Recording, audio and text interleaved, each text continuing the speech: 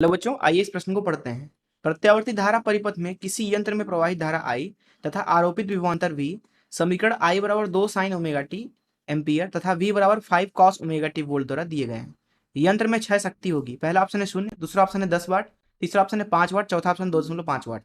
आइए इस प्रश्न की मुख्य अवधारणा की चर्चा करें। मान लीजिए कोई एक पद है, मान लीजिए K, जो कि समय पर निर्भर कर रहा है, अर्थात ये समय का फलन है। ऐसी स्थिति में अगर हम इसका औसत मान निकालना चाहें, जिसे के एवरेज लिख देते हैं 0 से t समय के लिए, तो इसको लिखा जाता है किसी भी समय k का मान गुणे dt 0 से t, क्योंकि यहाँ पे हम औसत दरअसल समय के सापेक्ष निकाल रहे हैं, और नीचे dt 0 से t।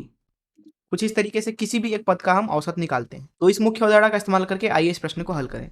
यहाँ इस प्रश्न में बोला जा रहा है कि एक प्रत्यावर्ती परिपथ है, तो किसी भी प्रत्यावर्ती परिपथ में किसी भी t समय पे अगर हम शक्ति 6 का मान लिखें तो वो होता है V I, अर्थात किसी भी समय पे विभव का मान, किसी भी समय पे धारा का मान, इन दोनों का गुणन। तो अगर हम P का औसत मान निकालना चाहें, दिए गए प्रत्यावर्ती परिपथ में औसत मान बोला जाता है, तो हम मन में सोचते हैं कि वो दरअसल एक आवर्त काल के लिए निकाला जा रहा है, अर्थात 0 से कैपिटल T बड़ा T।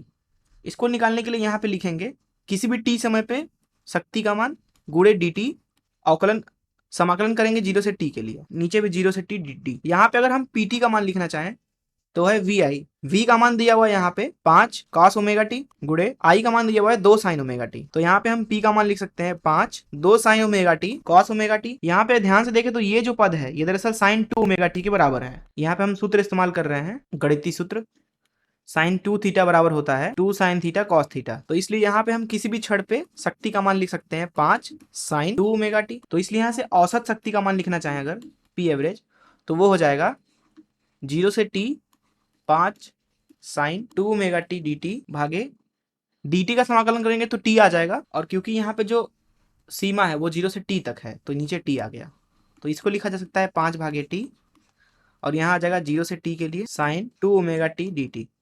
अब अगर हम बात करें sin 2 ओमेगा टी के ग्राफ की, तो एक्स अक्ष पे समय ले लेते हैं, वाई अक्ष पे हम साइन के मान को ले लेते हैं। तो दरअसल इसका ग्राफ कुछ इस तरीके से बनाया जाएगा। अधिक से अधिक जो ग्राफ जाएगा वो 1 तक जाएगा, धनात्मक दिशा में, कम से कम जाएगा -1 तक। समाकलन का मतलब ही होता है कि आप क्षेत्रफलों का बीजगणितीय योग कर रहे हैं। यहाँ ऊपरी क्षेत्रफल धनात्मक है, निचली क्षेत्रफल ऋणात्मक है।